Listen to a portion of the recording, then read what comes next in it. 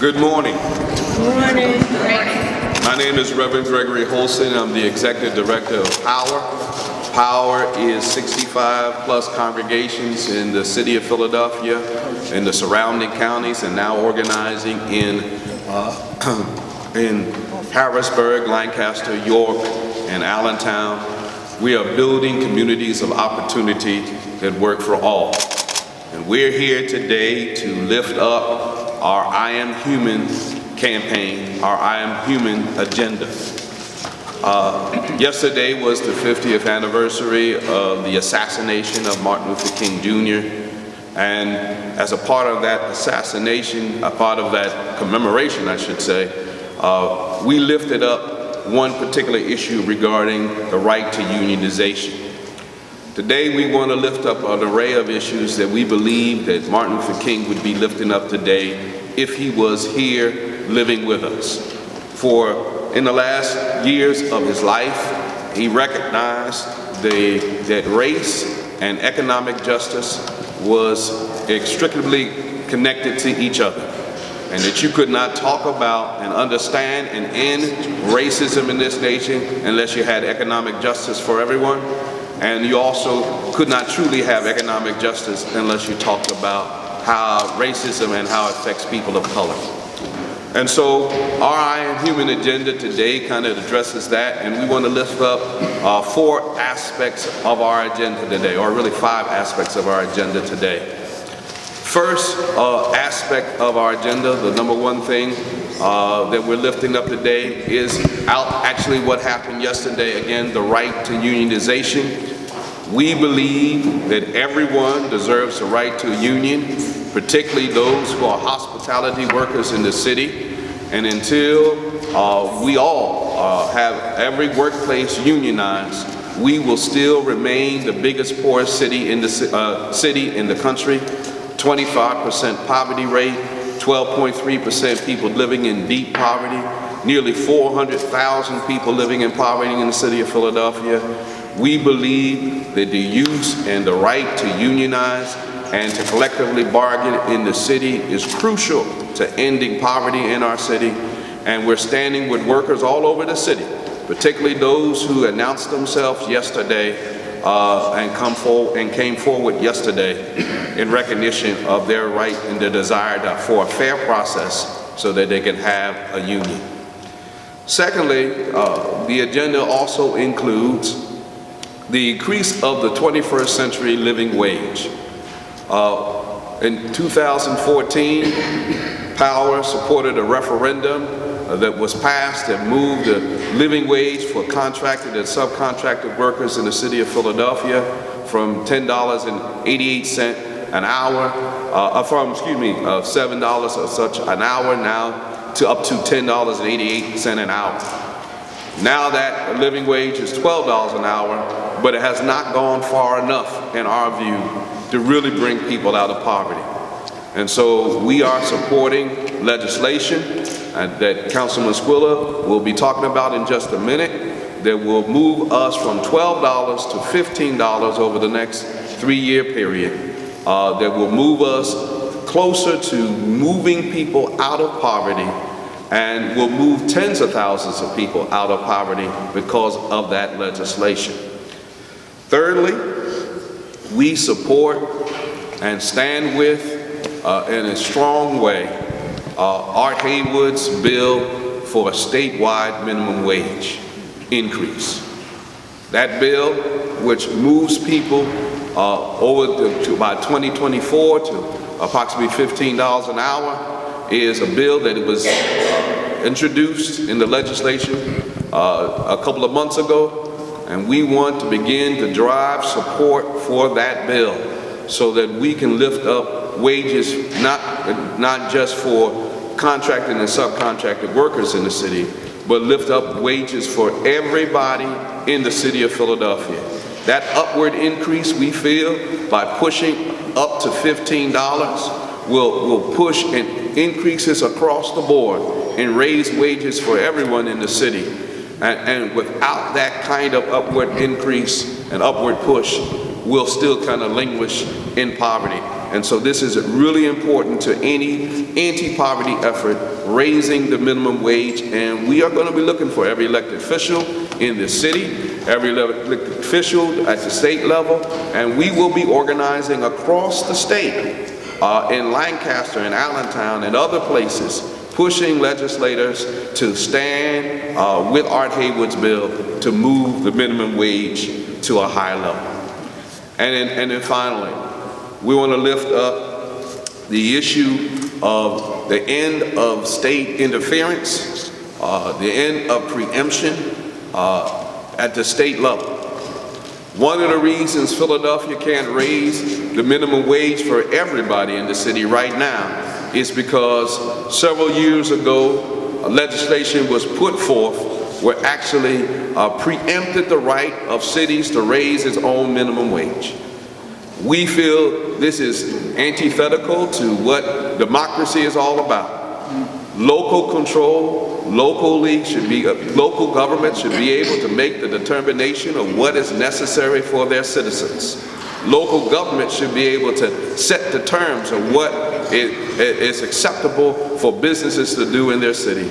It is our thinking and feeling, and we will be fighting on this issue as well across the state, that local control needs to come back to Philadelphia and Allentown and Reading and all across the state around the minimum wage, because we know what's best for our people. And so this is our I Am Human agenda, our human campaign that we are starting, and we believe it is the kind of thing that can bring real racial and economic justice to our city. Now, I want to bring on Councilman Mark Squilla to talk about the 21st century living wage legislation in more detail, and he'll be followed by Michelle Newman, a Unite Here worker. We'll talk about the right to unionize in our city, and it'll be followed hopefully by Senator Art Haywood, and he is on his way to talk about the minimum wage bill, and then finally Jennifer Kennedy of Pittsburgh United, our ally across the state, who's going to talk about ending preemption and ending state interference, and they will come in that order. Thank you, Reverend. And I like to say that a lot of this work that was done previously, even before I became on council, was done by Councilman Good. And we'd like to continue his legacy of support to try to move the needle and hopefully continue to move the needle of poverty from the city of Philadelphia. Councilman Good's here. I'd like to give him a good round of applause.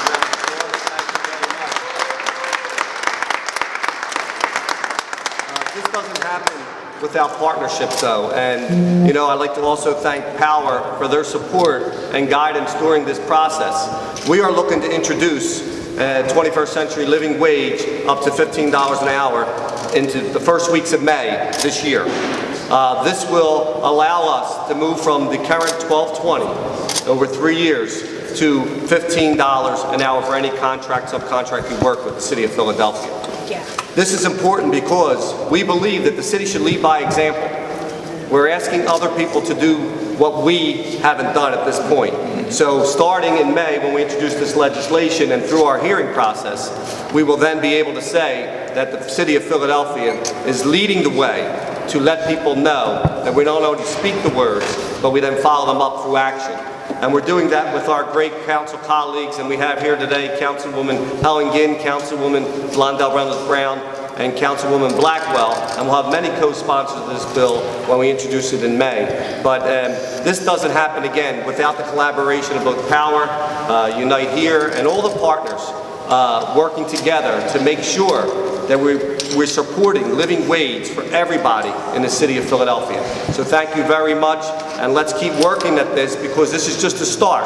It's only one step along the way to move that needle to remove people from poverty. Thank you very much.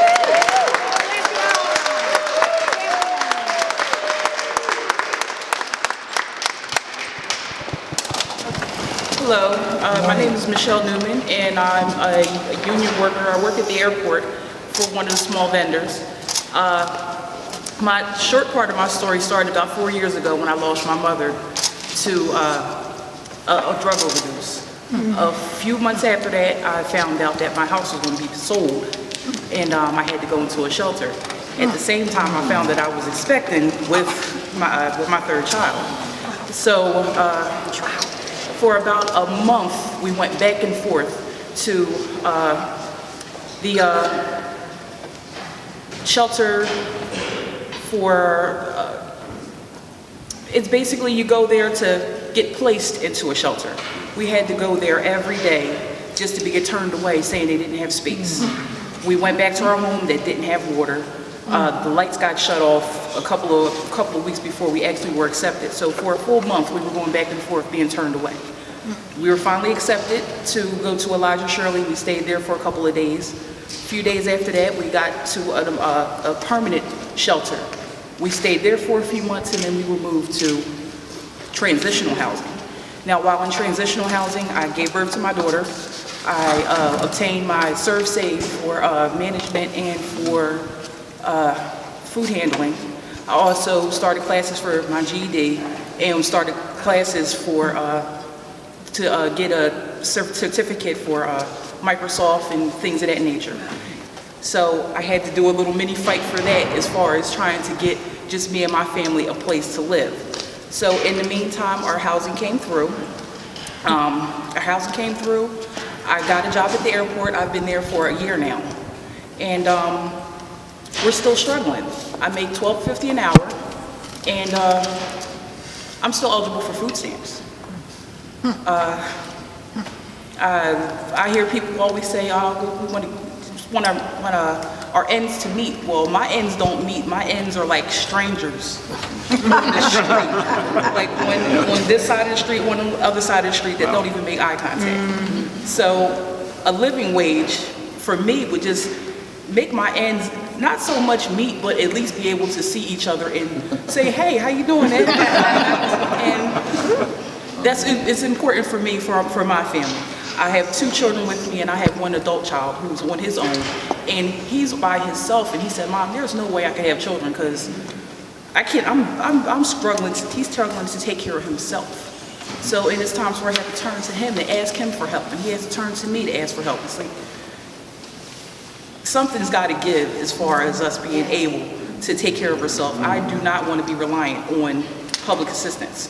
You know, I want to get to a point back in my life to where I can take my kids somewhere fun. You know, I have a 15-year-old. He's like, "We don't go anywhere fun." And it's like, I'm working on it. And I just want to be able to do things for him. I want to be able to, people take for granted just being able to get in their car. I'm at the whim of SEPTA. So it's a living wage is extremely important. And I could say a lot more, but that's all I can say.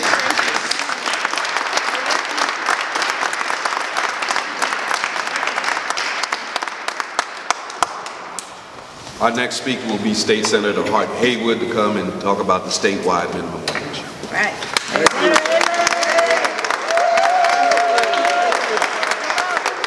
Thank you all for being here today. See a number of council persons. Thank you so much for your support. I did have a few remarks regarding the 50th anniversary of the assassination of King, so if I could be allowed a few extra seconds for that. One of the big challenges I face when hearing about the legacy of Dr. King is his characterization as a dreamer. And King, of course, had tremendous dreams for us, for all of us, for the nation, but he was one who was really known for confrontation. You may or may not know that Dr. King was arrested over 30 times. And he was arrested over 30 times in connection with his confrontation of unjust laws. You may or may not know that Dr. King's home in Montgomery, Alabama, after the Montgomery bus boycott movement was firebombed. You may not know that Dr. King was spat upon in Chicago when he fought for housing integration. You may or may not know that in 1968, Martin Luther King Jr. was one of the most hated individuals in the nation. And it was because, not of his dream, it was because he consistently confronted consistently confronted oppression. And that is our challenge today. In the 1963 March on Washington, one of the demands was for increasing the minimum wage in 1963. And so this is a continuing struggle. It will always be a struggle when we're fighting against those who are trying to keep people down. So I'm in the state legislature, the state senate in Pennsylvania, have been for 3 years. Raising minimum wage has been a core advocacy agenda for me and for others. We introduced legislation with the strong support of Greg Holston to raise the minimum wage to $15 an hour and have preemption eliminated. Yeah. Yes. What that means?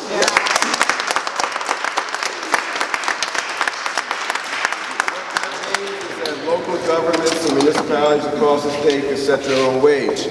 As you may know, New York City has set its own wage. And so there are a number of states across the nation that allow local governments to have their way, and we need to do the same in Pennsylvania. My legislation also calls for one fair wage. And one fair wage says that those making a couple dollars an hour as a tip wage, that's got to end. It's got to end because, you know, employers are supposed to make up the difference between the tip wage that you receive and $7 1/4. Does that happen?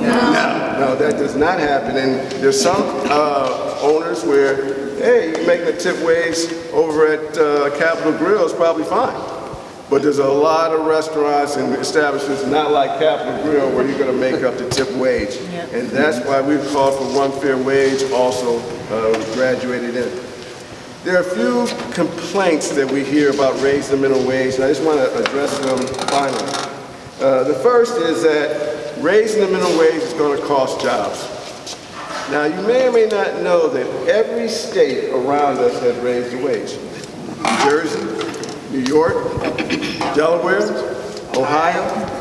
Has anyone here heard about job losses in those states when the minimum wage went up? If you have, raise your hand. No. Did anyone here really know that the minimum wage had gone up in those states? It has no impact on job loss. If it did, you know it would be in the headlines in New Jersey, Ohio, all the states around us. So there may be a theory that it will change jobs, but that is not the reality. Second thing is, there's an organization called Small Business Majority. They've taken a poll of small businesses.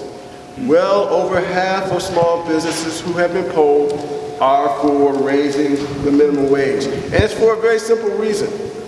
Folks who get a raise spend the money. Where do they spend the money? Small businesses. That's right. I'll give you a quick historical lesson, then I'm going to step out to the side. Henry Ford wanted to sell more cars. He raised the pay of the workers so they could buy the cars. Right. Does that make sense? Yes. Now, of course, he did have the UAW pushing him along the way. Yes, he did. However, having people with the capacity to spend money is always good for business. So I finally want to share that we, as well as Dr. King, can't focus on dreaming. We've got to focus, in my opinion, on confrontation. Confrontation works. That's what you heard. Nonviolent direct action works. And so we've got to attend rallies. We've got to visit legislators in Harrisburg. We may need to do some sit-ins in some offices of legislators in Harrisburg. The bus boycotts do work, even though they're extremely controversial. So please continue this effort. Focus on effective confrontation. You know, not just confrontation for confrontation's sake, but confrontation for persuasion. I'm all in. Thank you very much.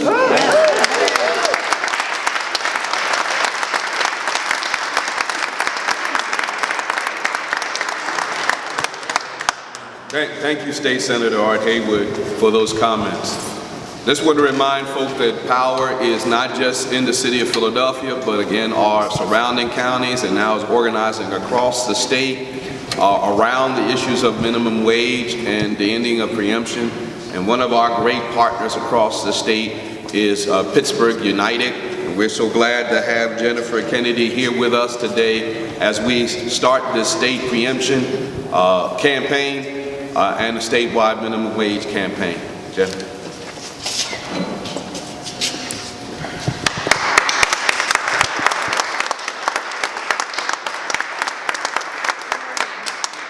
Thank you to Senator Haywood for reminding us that this is an important moment not to just embrace Dr. King's dream, but also the important confrontations that we still must have against injustice.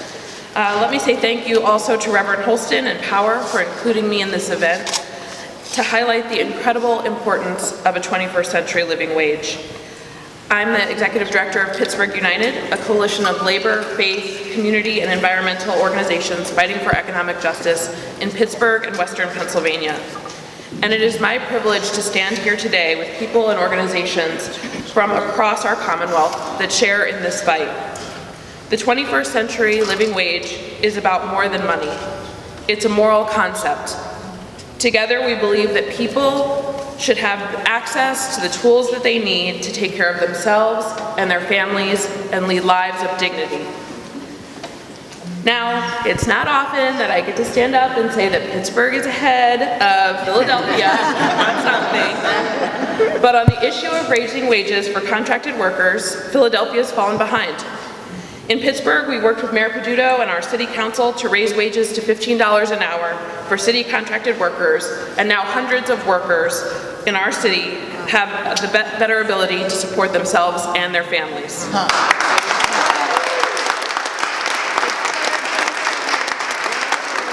we need Philadelphia City Council to follow suit and raise wages for our contracted workers. However, poverty wages are not just a city concern. Poverty wages impact every corner of Pennsylvania.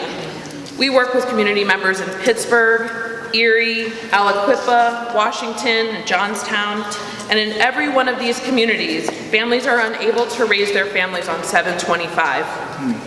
In every one of these communities, we must raise wages, but state legislators often hold us back. As Senator Haywood said, we need the state to stop interfering with the right of municipalities and local elected officials to take care of their citizens and raise their wages. But wages are just one piece of the 21st century living wage. From our experience working in all different types of communities, urban, rural, and everywhere in between, we know there are many issues local leaders are trying to address to lift up communities of color, women, and working families. Pittsburgh passed a paid sick days law, supported by community members, restaurant workers, and restaurant owners.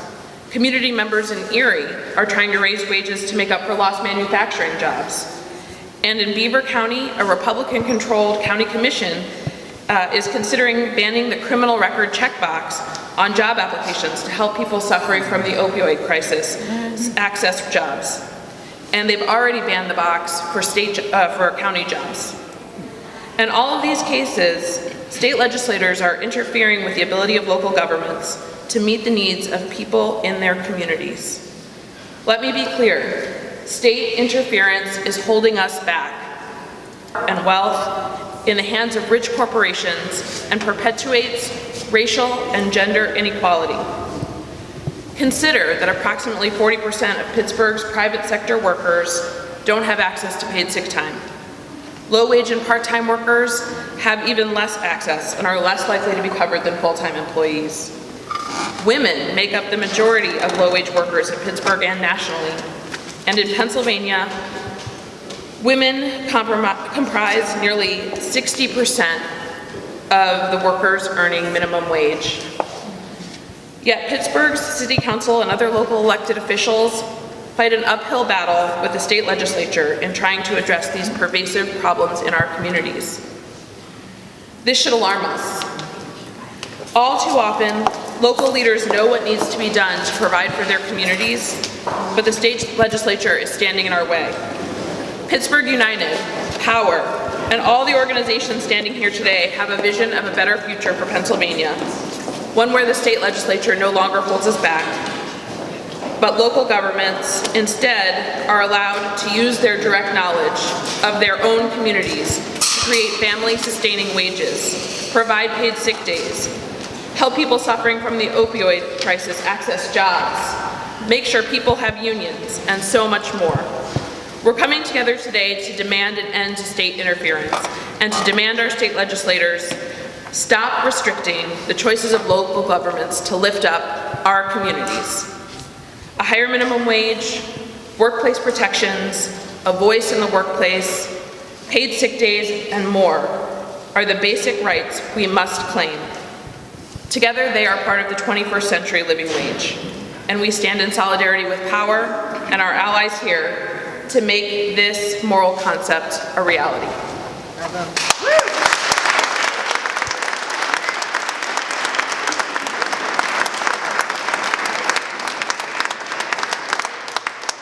Again, we want to thank Jennifer for all her statements and this powerful statement about the pain and the problems with the continual preemption of local control.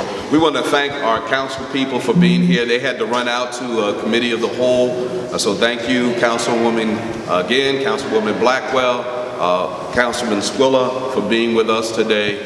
We appreciate your support on this issue. And finally, I just want to give a couple other thank yous and then open it up for questions. First, I want to thank our co-chairs of Power's Economic Dignity team for all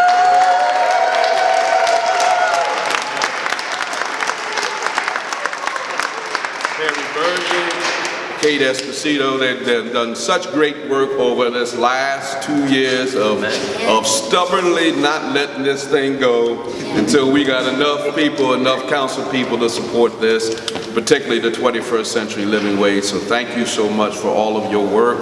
And all the people that are on the Economic Dignity Committee, you just lift your hand up. All the people that are on the committee.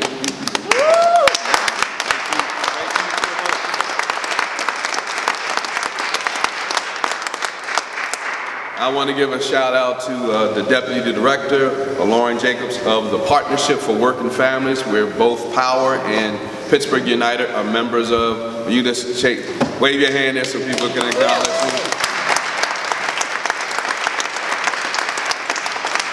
Our national organization that we belong to, our labor community organization, where the community and the labor work together to build a better cities and better communities across the country. That is what the Partnership for Working Families is, and we're so excited to have been a member of it now for the last 6 years, and has definitely supported all of our work with labor in the city of Philadelphia. So thank you again for all your work and all the work of the partnership. And just want to give a quick shout out to Unite Here. Yes.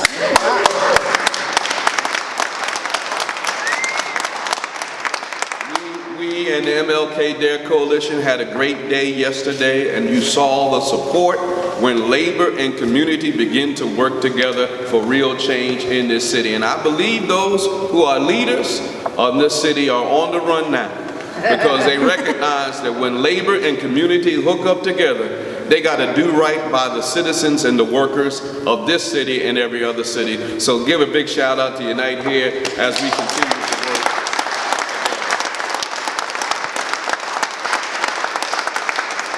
So I'm going to open it up for some quick questions. I know we're getting the clock here to get out of the caucus room, but if there are any questions, we want to be able to give the reporters an opportunity. I just have one, Reverend Holston, because I've got to go do the broadcast in a few minutes. To help me understand what is Power's mission statewide, I understand the local trying to get Councilman Squilla's bill passed, but for statewide folks, what are you trying to do statewide, and how difficult do you think it will be to get this legislation passed, especially in an election year? Our I Am Human campaign, which is really dealing with racial and economic justice, is directed to raising the statewide minimum wage and ending preemption as a tool of state interference in all variety of local issues, as Jennifer Kennedy talked about. Those are the two main pieces that we are driving statewide. And again, we are organizing in Lancaster, in Reading, in Allentown, in Harrisburg, in York, and Lebanon. and our partners like Pittsburgh United and other partners organizing in Johnstown and Erie and Pittsburgh. And so we're going across the state to raise that as an issue.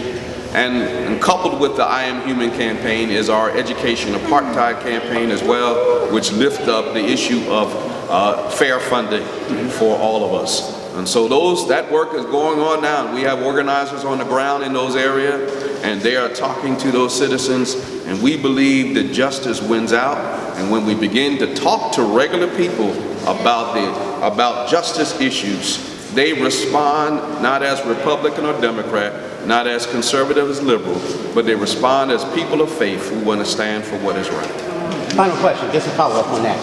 What would you like to see the statewide minimum wage be raised to? Because I think it's like just under $8 probably. We want it to be $15. If it's not $15, you don't take people out of poverty. And I'm getting the signal here. Gotcha. All right. 15 over how many years? 15, Art Haywood's bill is 15 by 2024. And so that's where we're at. Again, thank you all for this press conference. Thank you all for being here today.